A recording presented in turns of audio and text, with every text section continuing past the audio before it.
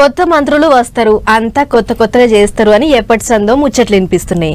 ఆగో ఈగో అనుకుంటే ఏడాది గడిచిపోయే, అందుకే ఆలస్యం అవుతుంది అనుకున్నారో ఎట్లనో గానీ ఆ కథ ఏందో తేల్చే పల్లవడ్డరట ఢిల్లీ పెద్ద మనుషులు.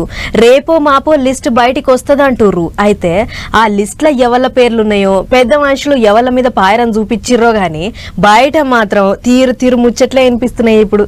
ఢిల్లీ పెద్ద మనుషులు ఎవళ్లను దిల్కుత్ చేస్తారోనని చేయి పార్టీ లీడర్లంతా పిట్టెకు పెట్టినట్టే ఎదురు చూస్తాండ్రు.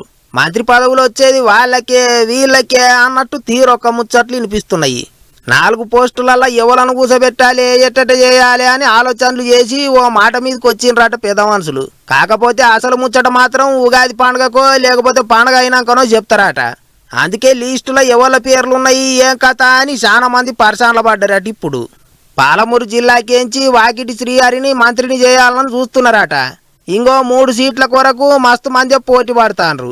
Chennur MLA Vivek, Munugodu MLA Komatireddy Rajagopal Reddy, Bodhan MLA Sudarshan Reddy, నిన్న మొన్న ఎమ్మెల్సీ అయిన విజయశాంతక్క పేర్లు గట్టిగానే వినిపిస్తున్నాయి. ఇప్పుడు మరిగా ఎవళ్ళ కిస్మత్ కులా ఇస్తుందో ఏమో చూడాలి. కానీ ఇంకా ఎవ్వరం కుల్లా కానే లేదు. అప్పుడే కొంతమంది ఆ పోస్ట్ వస్తే మంచిగా ఉంటుంది, ఈ పోస్ట్ వస్తే మంచిగా ఉంటుంది అన్నట్టు మాట్లాడుకుంటారట. రాజగోపాల్ రెడ్డి సార్ అయితే కెపాసిటీ చూడాలి, చూసి పోస్టులు ఇవ్వాలి అన్నట్టు మాట్లాడిండట. హోంమంత్రి పోస్ట్ అంటే సారుకు మస్తు పాయిరం అన్నట్టు చెప్పిండట. మరిగా ఏ పోస్ట్ ఇస్తారో చూడాలి. అటు తమ్మునికి మంత్రి పదవి ఇస్తున్నారా, ఏం కథ సారు అని అడిగితే అవన్నీ నేను పట్టించుకుంటలేదు, మస్తు పనున్నది, వచ్చేది ఉంటే వస్తుంది అన్నట్టు మాట్లాడిండట మంత్రి కోమటిరెడ్డి వెంకటరెడ్డి సారు. అటు చూస్తే చదువుల మంత్రి పోస్టు, హోం మంత్రి పోస్టు, మున్సిపాలిటీ మంత్రి పోస్టు, గిట్ల ఇంగిన్ని పోస్టులు కూడా ఖాళీగానే ఉన్నాయి.